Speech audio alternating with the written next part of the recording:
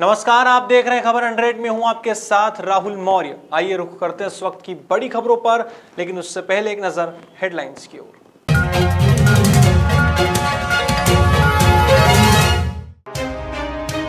इंदौर में नाबालिग बच्ची हुई दुष्कर्म का शिकार, पुलिस ने आरोपी पिता को किया गिरफ्तार। इंदौर में जू कर्मचारी ने नाबालिग के साथ की मारपीट, जू प्रभारी ने कर्मचारी का किया बचाव। इंदौर नगर निगम अपने दावों में हुआ विफल, 10 माह बाद भी ड्रेनेज का कार्य अधूरा। मध्य प्रदेश में नहीं रहेगा कोई गरीब भूखा, 10 रुपए में मिलेगा पौष्टिक आहार।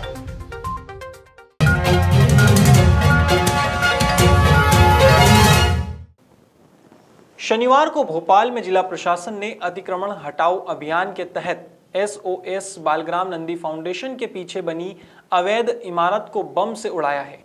बताया जा रहा है कि प्रशासन की आंख में धूल झोंककर नीलम सिंह और मायादेवी रावतानी ने अवैध 3 मंजिला इमारत तानी थी। हालांकि अब प्रशासन ने सतर्कता दिखाते हुए अवैध इमारत को ध्वस्त किया है। कुशीनगर में कसिया राम कुर्ला मार्ग पर देर रात अनियंत्रित कार बिजली के पोल से जा टकराई। इस भीषण हादसे में कार सवार सहित आधा दर्जन लोग घायल हुए हैं। वहीं मौके पर पहुंचे ग्रामीणों ने घायलों को कार से बाहर निकालकर अस्पताल पहुंचाया। डॉक्टरों की माने तो सभी घायलों की हालत गंभीर बनी हुई है। फिलहाल सभी घायलों को जिला अस्पताल रेफर कर दिया गया है। वहीं पुलिस ने भी मामले को संज्ञान में लेते हुए कार्यवाही शुरू की है।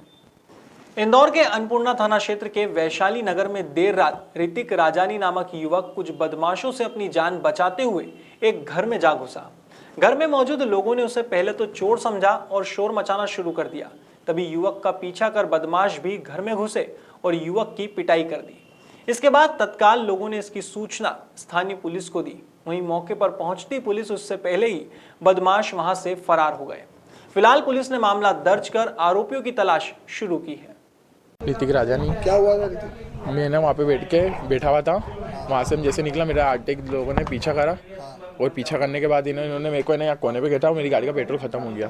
तो इन्होंने मैं डर के मारे एक के घर में घुसा, उनके घर में ये भी घुस गए और मेरे को डंडे मारे और मेरा ये हाथ है ना पूरा सीधा ही नहीं हो रहा है। कौन लोग हैं? एक का नाम है लक्की और है ना ये 2 दिन पहले ना राजेंद्र नगर थाने में बंद भी थे। एक को जानता हूँ, सिर्फ लक्की को, चश्मे वाला है। ये हमें ना सिर्फ घुरा गाड़ी के चक्कर में हम भी उधर बैठे हुए थे और वो भी बैठे हुए थे सामने, और घुरा गाड़ी के चक्कर में पूरी मेरी गाड़ी को डंडे मारे और मेरा मोबाइल है ना जिनके घर में वो घुसा था ना उनके पास है मेरा मोबाइल, उनके पास नहीं है।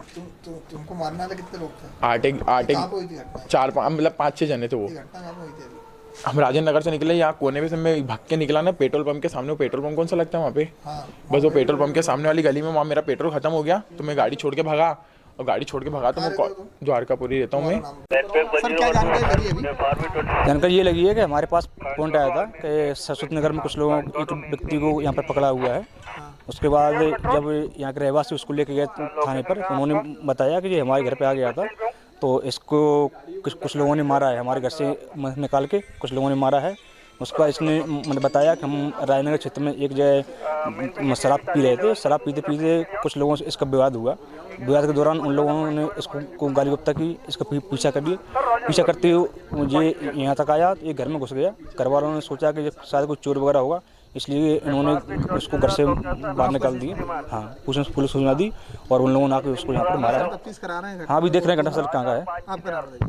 SI प्रेम सिंह।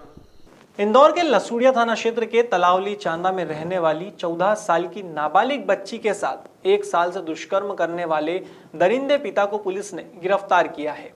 इस दौरान दरिंदे पिता ने नाबालिग को कई बार डराया तो कई बार धमकाया भी। जब इसकी जानकारी मासूम के पड़ोसी को लगी तो तत्काल इसकी शिकायत संबंधित थाने पर दी।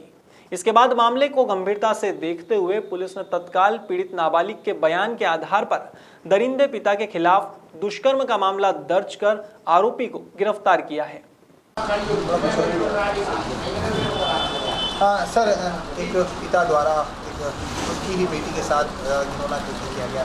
जी इस तरह की शिकायत मिली थी और क्या पुलिस ने अब तक इस पर कार्रवाई की? दिनांक 26/2/21 को एक नाबालिग पीड़िता थाने पर उपस्थित हुई अपने परिचित और परिजनों के साथ में, जिसने बताया कि उसके पिता करीब 1 वर्षों से उसके साथ में अनैतिक कृत्य कर रहे हैं और दिनांक 23/2/2021 को भी रात्रि में जब वो सोई हुई थी उस दौरान भी उसके पिता ने डरा धमकाकर उसके साथ में गलत कार्य किया था, जिसके बारे में जब उसने अपने घर में दूसरे भाइयों को और मकान मालिक को बताया तब उन्होंने थोड़ा सा उसको हिम्मत दी और उसके परिजनों को बाकी के साथ में लेकर के फिर उसको रिपोर्ट करने आए। तो उसने बताया कि इस करीब 1 वर्ष से पिता के द्वारा इसी तरीके से गलत कार्य उसके साथ में किया जा रहा था, जिसकी गंभीर प्रकरण होने से तत्काल वरिष्ठ अधिकारियों को सूचित करके तत्काल उस पर कार्रवाई करके आरोपी को गिरफ्तार किया गया है और आगे अनुसंधान उसमें जारी है। स्मार्ट सिटी के तहत इंदौर शहर के चिड़ियाघर को डेवलप किया जा रहा है। इसके चलते स्नैक हाउस और बर्ड हाउस भी बनाए गए हैं, जिसके लिए अलग से शुल्क भी तय किया गया है। अब कुछ नाबालिग बच्चों ने टिकट को लेकर हेराफेरी की है, जिसके चलते वहां मौजूद कर्मचारी ने नाबालिग के साथ मारपीट भी की। इसका एक वीडियो भी सोशल मीडिया पर वायरल हो रहा है। अब चिड़ियाघर के प्रभारी डॉक्टर उत्तम यादव ने कर्मचारी का बचाव करते हुए कहा है कि जो कर्मचारी ने करा वो शायद उसे नहीं करना चाहिए था, लेकिन जो कार्यवाही हुई है वो दोनों पक्षों पर होनी थी, लेकिन एक पक्ष पर ही कार्यवाही हुई है। देखिए, कुछ लड़के यहाँ पर एक पर्टिकुलर कम्युनिटी के थे, यहाँ पे आए थे और जो मेरे को इन्फॉर्मेशन मिली उसमें मेन गेट पे भी इन लोगों ने काफ़ी कुछ चोलबाजी करी थी टिकटों को लेके, और जो कि आम तौर पर ऐसा लोग करते नहीं हैं। जो इन लोगों ने किया और काफ़ी न्यूसेंस किया था। जिस तरह मेरे को खबर मिली हमारे जो गार्ड वगैरह थे वहाँ से उनको रवाना किया। जब स्नैक हाउस पर बुकिंग पे आए तो यहाँ पर भी उन्होंने वही चीज़ फिर से रिपीट करी और किसी न किसी तरह से जो हमारा बुकिंग क्लर्क था आदर्श यादव उसको उकसाया उन्होंने, और उसके बाद इनकी कुछ हाथ-टाक भी हुई थी, जिससे दूसरे जो दर्शक थे उनको भी तकलीफ हुई थी इनके इस तरह के कृत्य से। क्योंकि छोटे बच्चे थे, समझाया भी था इनको और समझाने के बाद भी ये मान नहीं रहे थे। और अंदर स्नैक हाउस जाने के बाद वहाँ पर भी एंट्री जो हमारा टचलेस स्क्रीन की विंडो था वहाँ पर भी जो कर्मचारी बैठा था उसके साथ भी इन्होंने कुछ आर्ग्यू किए थे। तो ये सब चीज़ें मिलके एक न्यूसेंस का माहौल उन्होंने बनाया था ज़ू में। और जब वापस लौटे तो उस समय भी जो हमारा जो बुकिंग क्लर्क था, जो बुकिंग बंद करने के बाद बाहर निकला तो उस पर भी फिर से कमेंट्स किए। तो वहीं पर इनकी फिर आपस में हाथ-टाक हुई और हाथ-टाक होने से फिर इनकी जो हमारे जो कर्मचारी थी उसकी गलती ये थी कि उसने सीधे मारपीट कर ली उनके साथ में, जो कि शायद नहीं करना थी उसको। और गलती उस पार्ट की भी थी। वो जो 4 लड़के थे उन लोगों ने भी काफ़ी न्यूसेंस फैलाए ज़ू में और निश्चित रूप से उनके खिलाफ़ भी कार्रवाई होनी थी, लेकिन दुर्भाग्य की कार्रवाई एक पक्षी हुई और हमारे कर्मचारी को दोषी बताते हुए सारी कार्रवाई की गई पुलिस द्वारा भी। इंदौर रेलवे स्टेशन से सरवटे बस स्टैंड तक ड्रेनेज सिस्टम ठीक करने के लिए की गई खुदाई के चलते वाहन चालकों को काफ़ी परेशानी हो रही है। बता दें, 45 दिनों में नगर निगम ने कार्य पूरा करने का दावा किया था, लेकिन 10 माह बीतने के बाद भी अभी तक काम चल रहा है। इसे लेकर रेलवे पीआरओ जितेंद्र कुमार जयंत ने बताया कि देश में इंदौर 4 बार स्वच्छता में नंबर 1 आया है, लेकिन रेलवे यात्री जैसे ही स्टेशन से बाहर निकलते हैं तो इंदौर की एक गलत छवि उनके मन में बस जाती है। इतना ही नहीं, बड़े बड़े गड्ढों के चलते कभी भी बड़े हादसे हो सकते हैं। ऐसे में जल्द से जल्द इस ड्रेनेज सिस्टम के कार्य को पूरा किया जाना जरूरी है। सरवटे रेलवे स्टेशन के बाहर सरवटे से लेकर जो काम चल रहा है वो लगभग समाप्ति की ओर है और उसमें सभी आउटफॉल्स ट्रैप कर दिए गए हैं। बस उसमें जो रेस्टोरेशन का काम है वो आज से शुरू हो रहा है।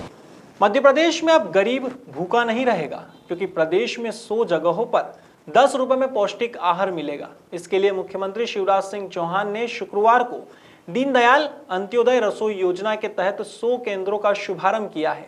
इसी कड़ी में इंदौर में भी बापट चौराहे के समीप योजना से जुड़े केंद्र की शुरुआत हुई। बता दें, यहां महज 10 रुपए में भरपेट भोजन की व्यवस्था रहेगी। खास बात यह है कि योजना के सभी रसोई केंद्रों को गूगल मैप पर भी टैग किया गया है, जिससे रसोई केंद्रों को आम नागरिक आसानी से ढूंढ सकेंगे। आज का जो मुख्यमंत्री दीनदयाल रसोई योजना का प्रारंभ है वो इंदौर में 2 नई जगहों पर किया गया है। तो इस प्रकार से कुल मिलाकर पूरे शहर भर में 5 रसोई संचालित होंगी, जिनमें झाबुआ टावर पे, गंगवाल बस स्टैंड पर और पलसीगर कॉलोनी का जो आश्रय स्थल है, सुखलिया आश्रय स्थल है, इन सभी पर ये रसोई संचालित होंगी। ये चूँकि पूरे शासन की ये मंशा है कि जितने भी गरीब लोग हैं या जो ऐसे लोग हैं जो घरेलू कामकाजी महिलाएं हैं, चाहे मजदूर वर्ग हैं, श्रमिक वर्ग हैं, वो दिन में जहां काम करते हैं तो उनके आसपास ही भोजन की उनकी व्यवस्था रहे। इस पूरे केंद्र में ये व्यवस्था की जा रही है कि 10 रुपये में प्रत्येक व्यक्ति को खाने के लिए भरपेट भोजन उपलब्ध रहेगा और इन 5 केंद्रों के बढ़ने से नगर निगम इंदौर में इनका कवरेज बढ़ेगा, जिससे कि लोगों को कम दूरी पर ही ये रसोई उपलब्ध होगी। तो जितने भी लोग हैं, हम लोग प्रयास करेंगे कि प्रचार प्रसार के माध्यम से सभी को ये अवगत कराएं कि इन स्थलों पर ये रसोई संचालित हो रही है और अधिक से अधिक इनका लोग। शनिवार को सीएम शिवराज सिंह चौहान भोपाल के स्मार्ट सिटी पार्क पहुंचे और अपने प्रण के अनुसार वृक्षारोपण किया। इस दौरान उन्होंने मीडिया से बात करते हुए बंगाल दौरे को लेकर कहा कि वे आज रात को बंगाल जा रहे हैं और कल परिवर्तित रैली में शामिल होंगे। उन्होंने आरोप लगाया कि बंगाल की परिवर्तित रैली में हमारे कार्यकर्ताओं की हत्या की जा रही है। वहीं यह भी दावा किया है कि बंगाल की जनता ममता दीदी से त्रस्त हो गई है। अब बंगाल में भाजपा सरकार का बनना तय है। बढ़ेंगे तो धरती बचेगी। अब मुझे तो इतनी कहना था। सर, ये पश्चिम बंगाल आप जा रहे हैं? हाँ, जरूर जा रहा हूँ। आज रात को मैं कलकत्ता पहुँच जाऊँगा। कल परिवर्तन जो रैली है उसके दौरान मेरी 3 सभाएं होंगी रास्ते में ही परिवर्तन रैली के, और एक सभा हावड़ा साउथ के दानेश में होगी रात में। अब वहाँ तो संघर्ष का, चुनाव का बिगुल बच गया है और भारतीय जनता पार्टी की आंधी चल रही है। ममता दीदी घबराई हुई भी है और बौखलाई हुई भी है, इसलिए परिवर्तन रैलियों पे हमले किए जा रहे हैं। अनेकों कार्यकर्ताओं की हत्या की गई है, लेकिन कार्यकर्ताओं का बलिदान व्यर्थ नहीं जाएगा। ममता दीदी के कुशासन के खिलाफ, गुंडागर्दी के खिलाफ और भ्रष्टाचार के खिलाफ, लूट के खिलाफ पश्चिम बंगाल उठ के खड़ा हो गया है। भारतीय जनता पार्टी को शानदार सफलता मिलेगी। अगली सरकार भारतीय जनता पार्टी बनाएगी। सर, नाथूराम गोडसे की जो पुजारी हैं वो कांग्रेस में शामिल हो रहे हैं। फिलहाल खबरों में इतना ही। देश और दुनिया की तमाम खबरों के लिए देखते रहिए खबर 100, जनता की बुलंद आवाज।